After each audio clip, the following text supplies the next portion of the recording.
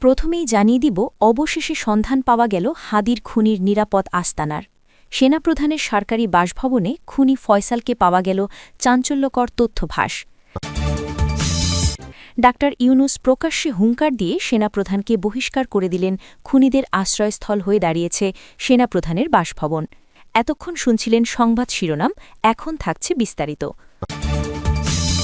তদন্ত সংশ্লিষ্ট একাধিক সূত্র ও সামাজিক যোগাযোগ মাধ্যমে ছড়িয়ে পড়া তথ্য অনুযায়ী অবশেষে হাদির খুনির কথিত নিরাপদ আস্তানার সন্ধান পাওয়া গেছে বলে দাবি করা হচ্ছে। এই দাবির কেন্দ্রবিন্দুতে উঠে এসেছে একটি অত্যন্ত সংবেদনশীল বিষয়। সেনাপ্রধানের সরকারি বাসভবনে খুনি ফয়সালকে পাওয়া গেছে বলে যে তথ্য ছড়িয়ে পড়েছে, তা নিয়ে দেশজুড়ে তীব্র আলোচনা ও বিতর্ক শুরু হয়েছে। হাদি হত্যাকাণ্ড শুরু থেকেই জনমনে প্রবল আলোড়ন সৃষ্টি করে। নির্মম এই হত্যার পর দীর্ঘদিন ধরেই প্রশ্ন উঠছিল, খুনি কোথায়, কিভাবে সে এতদিন ধরাছোঁয়ার বাইরে থাকল, আর কারা তাকে আশ্রয় প্রশ্রয় দিল।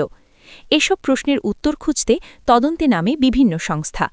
তদন্ত যত এগোতে থাকে ততই সামনে আসতে থাকে নানা চাঞ্চল্যকর তথ্য, যার অনেকগুলোই ছিল বিস্ময়কর ও উদ্বেগজনক। সাম্প্রতিক সময়ে কয়েকটি সূত্রের বরাতে দাবি করা হয়, হত্যাকাণ্ডের মূল অভিযুক্ত ফয়সাল দীর্ঘদিন আত্মগোপনে থাকলেও সে একেবারে সাধারণ কোনো স্থানে নয়, বরং একটি অত্যন্ত নিরাপদ ও অপ্রত্যাশিত জায়গায় অবস্থান করছিল। সেই দাবির পরই সামাজিক যোগাযোগ মাধ্যমে আলোড়ন সৃষ্টি করে একটি তথ্য, খুনি ফয়সালকে সেনাপ্রধানের সরকারি বাসভবনে পাওয়া গেছে বলে অভিযোগ ওঠে। তবে এই বিষয়ে এখনও কোনো আনুষ্ঠানিক ঘোষণা বা সরকারি স্বীকৃতি পাওয়া যায়নি। তদন্ত সংশ্লিষ্ট একটি সূত্র জানায়, আমরা বিষয়টি গুরুত্ব সহকারে দেখছি। এটি অত্যন্ত স্পর্শকাতর দাবি। যাচাই বাছাই ছাড়া কোনো সিদ্ধান্তে পৌঁছানো যাবে না। সূত্রটি আরও জানায়, এ ধরনের অভিযোগ তদন্তের ক্ষেত্রে সর্বোচ্চ সতর্কতা অবলম্বন করা হচ্ছে, কারণ এতে রাষ্ট্রীয় নিরাপত্তা ও গুরুত্বপূর্ণ ব্যক্তিদের নাম জড়িত। এই দাবিকে কেন্দ্র করে রাজনৈতিক অঙ্গনেও শুরু হয়েছে তীব্র আলোচনা। বিরোধী দল ও নাগরিক সমাজের একাংশ প্রশ্ন তুলছে, যদি সত্যিই কোনো প্রভাবশালী মহলের ছত্রছায়ায় একজন খুনি নিরাপদে আশ্রয় পেয়ে থাকে, তবে সেটি শুধু একটি হত্যাকাণ্ডের বিষয় নয়, বরং পুরো বিচার ব্যবস্থার জন্য ভয়ঙ্কর বার্তা। তারা নিরপেক্ষ ও স্বচ্ছ তদন্তের দাবি জানিয়েছেন। অন্যদিকে সরকার পক্ষের দায়িত্বশীল মহল বলছে, গুজব ও যাচাইহীন তথ্যের ভিত্তিতে সিদ্ধান্ত টানা ঠিক হবে না। তারা সবাইকে দায়িত্বশীল আচরণ করার আহ্বান জানিয়ে বলেছে, তদন্ত শেষ হওয়ার আগেই এমন সংবেদনশীল বিষয়ে চূড়ান্ত মন্তব্য করা রাষ্ট্র ও সমাজ দুটোর জন্যই ক্ষতিকর। হাদি হত্যাকাণ্ডের তদন্তে ফয়সালের নাম উঠে আসার পর থেকেই তার গতিবিধি, আর্থিক লেনদেন ও যোগাযোগের নেটওয়ার্ক খতিয়ে দেখা হচ্ছে। তদন্তকারী সংস্থাগুলো জানিয়েছে, তার সঙ্গে কারা যোগাযোগ রাখত, কে বা কারা তাকে সহায়তা করছিল, এসব বিষয়ে গভীরভাবে বিশ্লেষণ করা হচ্ছে। কিছু ক্ষেত্রে গুরুত্বপূর্ণ ব্যক্তিদের সঙ্গে যোগাযোগের তথ্য যাচাইয়ের আওতায় এসেছে বলে জানা গেছে, যদিও এসব তথ্য এখনও প্রাথমিক পর্যায়ে রয়েছে। এই ঘটনার পর সামাজিক যোগাযোগ মাধ্যমে ব্যাপক প্রতিক্রিয়া দেখা গেছে। অনেকেই দাবি করছেন, সত্য যদি চাপা পড়ে যায় তবে ভবিষ্যতে এমন অপরাধ আরও বাড়বে। আবার কেউ কেউ সতর্ক করে বলছেন, রাষ্ট্রের গুরুত্বপূর্ণ প্রতিষ্ঠান ও ব্যক্তিদের নাম জড়িয়ে বিভ্রান্তিকর তথ্য ছড়ানো এক ধরনের অপরাধ। মানবাধিকার বকিলেরা বলছেন, হাদি হত্যাকাণ্ডের সুষ্ঠু বিচার নিশ্চিত করাই এখন সবচেয়ে জরুরি। খুনি কে, কোথায় লুকিয়েছিল, কারা তাকে আশ্রয় দিয়েছে, এসব প্রশ্নের উত্তর জনগণের সামনে আসতে হবে। তবে সেই উত্তর আসতে হবে প্রমাণ, তদন্ত ও আইনি প্রক্রিয়ার মাধ্যমে, গুজব বা আবেগের মাধ্যমে নয়। সব মিলিয়ে সেনাপ্রধানের সরকারি বাসভবনে খুনি ফয়সালকে পাওয়ার দাবি সত্য হলে তা হবে দেশের ইতিহাসে এক অভূতপূর্ব ও ভয়াবহ ঘটনা। আবার যদি এটি ভিত্তিহীন প্রমাণিত হয়, তবে সেটিও হবে বড় ধরনের বিভ্রান্তি ছড়ানোর উদাহরণ। তাই এখন সবচেয়ে গুরুত্বপূর্ণ বিষয় হল নিরপেক্ষ, স্বচ্ছ ও দ্রুত তদন্ত। হাদি হত্যাকাণ্ড শুধু একটি পরিবারের শোক নয়, এটি ন্যায় বিচার, নিরাপত্তা ও রাষ্ট্রের দায়বদ্ধতার প্রশ্ন। তদন্তের চূড়ান্ত ফলাফল যাই হোক না কেন, জনগণ প্রত্যাশা করছে সত্যের পূর্ণ উন্মোচন এবং অপরাধীদের দৃষ্টান্তমূলক শাস্তি। এখন সবার চোখ সেই তদন্তের দিকেই। সত্য শেষ পর্যন্ত কোথায় গিয়ে দাঁড়ায়, সেটিই দেখার বিষয়। রাজনৈতিক অঙ্গনে নতুন করে তীব্র আলোড়ন সৃষ্টি করেছে একটি বিস্ফোরক গুঞ্জন ও কথিত বক্তব্য। সামাজিক যোগাযোগ মাধ্যম ও বিভিন্ন অনানুষ্ঠানিক সূত্রের বরাতে দাবি করা হচ্ছে, ড মোহাম্মদ ইউনুস প্রকাশ্যে সেনাপ্রধানের বিরুদ্ধে কঠোর অবস্থান নিয়েছেন এবং এমনকি তাকে বহিষ্কারের হুঁশিয়ারিও দিয়েছেন। অভিযোগের কেন্দ্রবিন্দুতে রয়েছে একটি গুরুতর দাবি।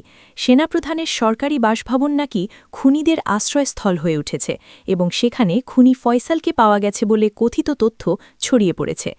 এই গুঞ্জনের সূত্র ধরে বলা হচ্ছে, ড ইউনুস নাকি এক বক্তব্যে গভীর ক্ষোভ ও হতাশা প্রকাশ করে প্রশ্ন তুলেছেন, যেই রাষ্ট্র তিনি ন্যায়, শান্তি ও মানবিক মূল্যবোধের ভিত্তিতে গড়ার স্বপ্ন দেখেছিলেন, সেই রাষ্ট্রই কি আজ খুনিদের নিরাপদ আশ্রয়ে পরিণত হয়েছে? যদিও এই বক্তব্যের কোনো আনুষ্ঠানিক ভিডিও বা সরকারি বিবৃতি এখনও প্রকাশিত হয়নি, তবুও দাবিগুলো ঘিরে রাজনৈতিক ও সামাজিক অঙ্গনে তীব্র বিতর্ক শুরু হয়েছে। সূত্রগুলোর দাবি অনুযায়ী ড ইউনুস নাকি বলেছেন, তিনি সারা জীবন শান্তি ও ন্যায়ের কথা বলে এসেছেন, সাধারণ মানুষের অধিকার, মানবিকতা ও নৈতিকতার পক্ষে অবস্থান নিয়েছেন। অথচ আজ যদি রাষ্ট্রের গুরুত্বপূর্ণ একটি সরকারি বাসভবনে এমন একজন ব্যক্তিকে আশ্রয় দেওয়া হয়, যার বিরুদ্ধে সাধারণ মানুষের রক্ত ঝরানোর অভিযোগ রয়েছে, তবে সেটি তার কাছে চরম বিশ্বাসঘাতকতার শামিল। কথিত বক্তব্যে তিনি নাকি প্রশ্ন তুলেছেন, এটা কি কোনো ষড়যন্ত্র যে একজন সাধারণ মানুষের রক্তে হাত রাঙানো ব্যক্তি কিভাবে রাষ্ট্রীয় নিরাপত্তার ছায়ায় আশ্রয় পায়? এমন প্রশ্নের মধ্যে দিয়ে তিনি শুধু একজন ব্যক্তির দায় নয়, পুরো রাষ্ট্রীয় ব্যবস্থার নৈতিক অবস্থানকে কাঠগড়ায় তুলেছেন বলে দাবি করা হচ্ছে। আরও দাবি করা হচ্ছে, ড ইউনুস সেনাপ্রধানের উদ্দেশ্যে বলেছেন, যখন একজন সেনা কর্মকর্তা বা শীর্ষ সামরিক নেতা একজন অভিযুক্ত খুনিকে প্রশ্রয় দেন, তখনই তিনি তার ইউনিফর্মের মর্যাদা হারান।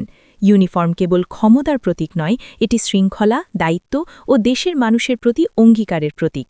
সেই অঙ্গীকার ভঙ্গ হলে পদমর্যাদা নিজেই প্রশ্নবিদ্ধ হয়ে পড়ে, এমন মন্তব্য নাকি উঠে এসেছে কথিত বক্তব্যে। এই গুঞ্জনে আরও বলা হচ্ছে, ড ইউনুস ছাত্র জনতা ও সাধারণ মানুষের সাম্প্রতিক আন্দোলনের প্রসঙ্গ টেনে বলেছেন, এই পরিবর্তন কোনো ব্যক্তি বা গোষ্ঠীকে রক্ষা করার জন্য আসেনি, বরং খুনিদের বিচার নিশ্চিত করার জন্য এসেছে। যারা প্রাণ কেড়ে নিয়েছে তাদের লালন পালনের জন্য নয়, এমন কঠোর বার্তাও নাকি তিনি দিয়েছেন। এই দাবির পরপরই আরেকটি গুরুত্বপূর্ণ প্রসঙ্গ সামনে আসে। কথিতভাবে এক সাংবাদিক প্রশ্ন তুলেছেন, সেনাপ্রধানকে বহিষ্কার করলে সেনাবাহিনীর চেইন অফ কমান্ডের উপর নেতিবাচক প্রভাব পড়তে পারে কিনা। এই প্রশ্নের উত্তরে ড ইউনুস নাকি আরও দৃঢ় অবস্থান নেন। তিনি বলেছেন বলে দাবি করা হচ্ছে, চেইন অফ কমান্ডের চেয়েও তার কাছে বড় হল দেশের মানুষের আমানত ও বিশ্বাস। রাষ্ট্রের দায়িত্ব প্রথমে জনগণের কাছে, কোনো ব্যক্তিগত বা প্রাতিষ্ঠানিক স্বার্থের কাছে নয়। সবচেয়ে নাটকীয় অংশ হিসেবে ছড়িয়ে পড়া দাবিতে বলা হচ্ছে, ড ইউনুস সেনাপ্রধানকে দুটি পথ খোলা রেখেছেন, সম্মানের সাথে সরে যাওয়ার সুযোগ অথবা তাৎক্ষণিক বহিষ্কার। কথিতভাবে তিনি বলেছেন, আমি আপনাকে সম্মানের সাথে সরে যাওয়ার সুযোগ দিতে পারি, নচেত এই মুহূর্তেই বহিষ্কারের আদেশে আমি সই করব, সিদ্ধান্ত আপনার। এই বক্তব্য সত্য হলে তা দেশের সামরিক ও রাজনৈতিক ইতিহাসে এক নজিরবিহীন ঘটনা হবে, এমনটাই মনে করছেন বিশ্লেষকের একাংশ।